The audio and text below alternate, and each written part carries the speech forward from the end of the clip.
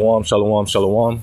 This is your brother Kwam Allah coming at you with another lesson. Before I get into this lesson, I want to give all praise, honor, and glory unto Yahweh, Bahashem, Yahweh Shai, Bahashem, Ruach HaKodash. Also, I want to give double honors to my elder apostles and elder bishops of Great Millstone who teach this truth and who rule well. Kazak shalom to the hopeful elect. And right here, I got a video pulled up in the title, and it's on YouTube. It says, Smart Fresh Chemicals on Your Fruit. And I watched a video, which I'm going to let play.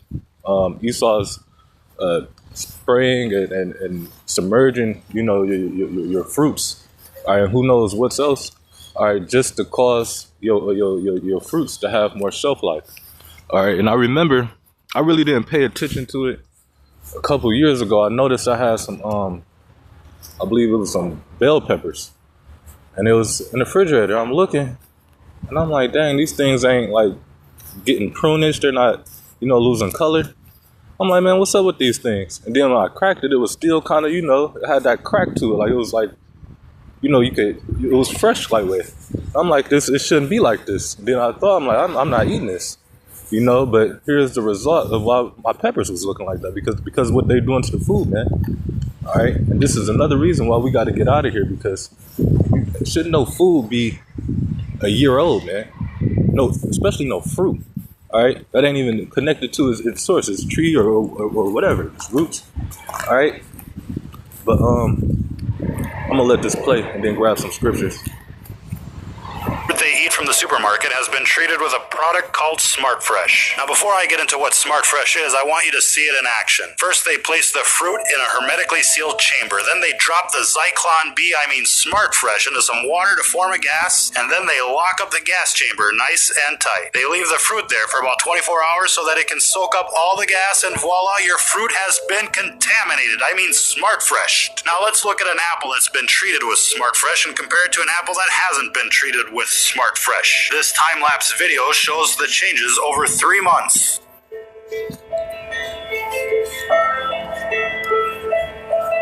As you can see, the Smart Fresh apple hasn't changed a bit. Most people don't even realize that the fruit they buy at the grocery store can literally be a year old before it's actually sold, and you wouldn't know the difference. Let's see what the makers of Smart Fresh have to say about their product. They say the active ingredient of Smart Fresh is methylcyclopropene, or MCP.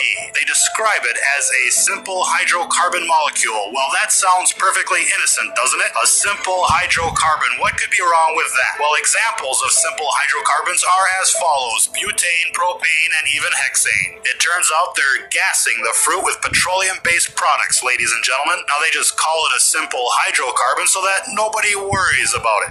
Who doesn't like a little diesel with their fruit, right? Their website also states that this can be used with other fruits and vegetables. Yum, yum, yum. Safe and effective for eradicating rodents and the population. If pesticides don't get you, Smart Fresh will, my friends. Smart Fresh is authorized for use with organic foods, because nothing screams organic like spraying hydrocarbons on your fruits and vegetables. And the worst part here is that people are totally unaware. Of course, the makers of Smart Fresh don't actually show you what Smart Fresh is on their website. They do, however, show you pictures of unsuspecting consumers smiling as they eat this nasty cocktail of pesticides and petrochemical additives. And it's all perfectly legal. Imagine eating GMOs that are sprayed with pesticides and then treated with Smart Fresh. What could go wrong there? Not only that, but the makers of Smart Fresh also make other exciting products that can be used before the harvest season.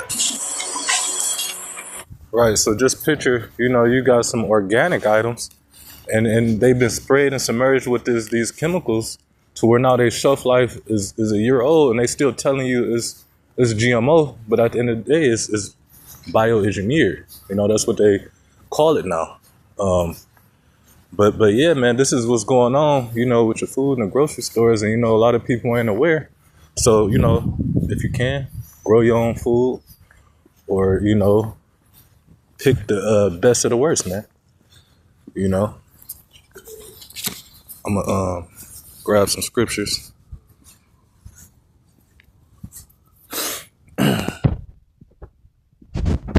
I'm gonna go to Genesis 1 and 29. I started 29. It says, and Yahweh said, behold, I have given you every herb bearing seed, which is upon the face of all the earth, and every tree in it, which is the fruit of a tree yielding its seed. To you, it shall be for meat. All right. And now they have, Esau has their own, genetically modified, fruits and vegetables, corn and whatnot, to where it doesn't reproduce a seed. So you have to buy, once you buy that and you plant in the ground, it's not going to produce a seed. You have to keep going to them and buying seeds. All right. This was, just the seedless things it's about. So you can't, regrow natural, food, man, that the Lord created from the beginning. All right, Esau been changing this, changing our foods. All right, we got lab grown meat. All right, he's been changing our foods, for probably the past 10 years, man. But that's how he's weaponizing,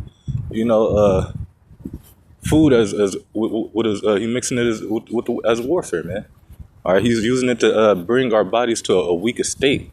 All right, because back then, I bet you, oranges and apples and things like that, back in the 80s, the amount of vitamins and nutrition that was in it, is probably 20 times the vitamin and nutrition you would get from today's, vegetables and fruit, but I'm going to keep reading.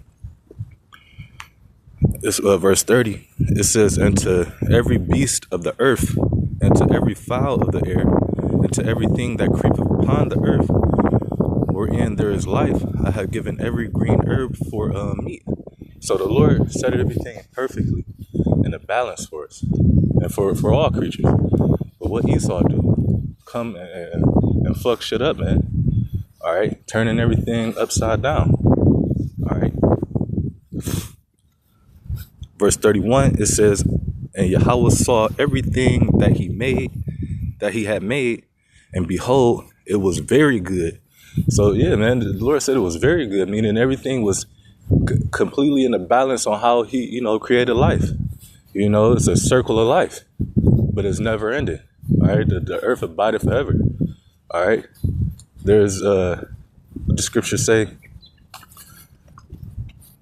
There is no end of the people, of all the people, roughly paraphrasing. All right. But, the spirits come back down, man.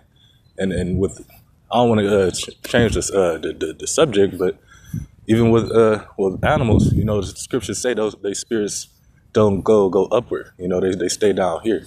But at the end of the day, the Lord set spirits in a balance is what I'm trying. He set everything in a balance perfectly. And Esau is fucking up the natural earth's course, man. It's life cycle. All right, he's weakening the earth, like the scriptures say. The earth has lost its youth.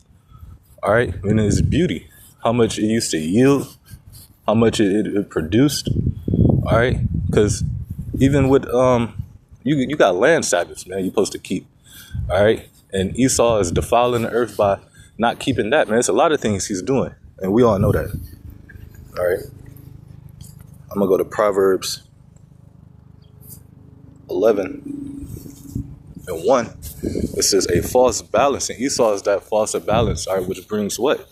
It says is abomination. Esau is that abomination to the earth. He's a cancer to the earth, man. All right, to everything living, man. He is as death, as the scriptures say. All right. It says, but it says a false balance is an abomination to the Lord. All right. It says, but a just weight is his delight, man. Everything being in order and in course, how he said it, that's the Lord's delight, man. Perfection, man. All right. That's his delight. But even then, it's prophesied, for us to, go through these things, especially with our food, as I'm about to get right here in Ezekiel 4:13. It says, and the Lord said, Lord Yahweh said, even thus shall the children of Israel eat their defiled bread among the Gentiles. And by these fruits and vegetables being sprayed with all this contamination, that's really defiling the bread, man. It's defiling your food. All right. But it's prophesied, and the Lord said it was going to happen. So, hey, man, it's happening. But like I said, pick the best of the worst and try to grow, what you can. All right. It says, one more time, it says, and the Lord said, even thus shall the children of Israel eat their defiled bread among the Gentiles, whether I will drive them. And we over here, man, our defiled bread, man. The Lord made his words true. Okay.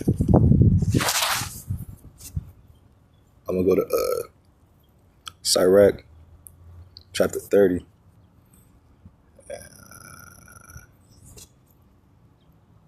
25. It says, a cheerful and good heart, your heart loud, all right, your mind, it says, will have care of his meat and diet. All right, so by you now, knowing this, for those of you who have watched these videos or, been aware, all right, you would have care and you better select, food, grocery items, all right, from now on, man.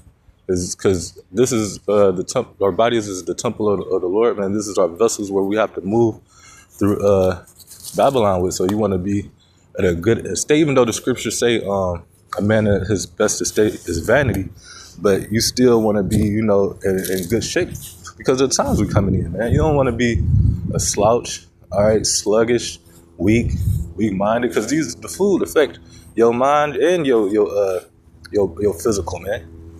All right, so you got to have care for your diet. All right, certain things you eating, chips, snacks. Hey, man, it's time to really stop eating that stuff, man, because those are causing, major diseases. I'm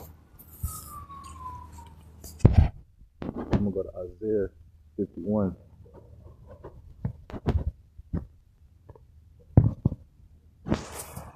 Isaiah chapter 51 and 14. All right, and man, hey man, we ready to get up out of here, man. All right, and this is another reason why, hey man, I'm somebody who actually really, likes food, man. I'm sure everybody else do too, but I really like, food, especially healthy food, man. And to now I'm sitting up here thinking like, dang, I could have just sat up here and ate a orange or drank some orange juice that they didn't say, once it's open, it expires after ooh, up to bam. But it's already been in that bottle probably for 4 years. The oranges could have been sitting on in a cold storage for 4 years, a year. Who knows, man? But it says the captives, and who's the captives? We're the captives. All right, we up under the subjection to these devils to where we got to come to them in the want of all things, man. All right, and we can't wait till the kingdom comes so we can actually rest. Where rest is allowed, man. All right, it says the captives exile, hastening that they may be loosed, and that he should not die in the pit. In America is this pit, man.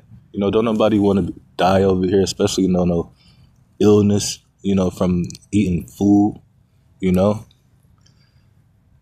says nor that his bread should fail. And right now, man, the bread is failing.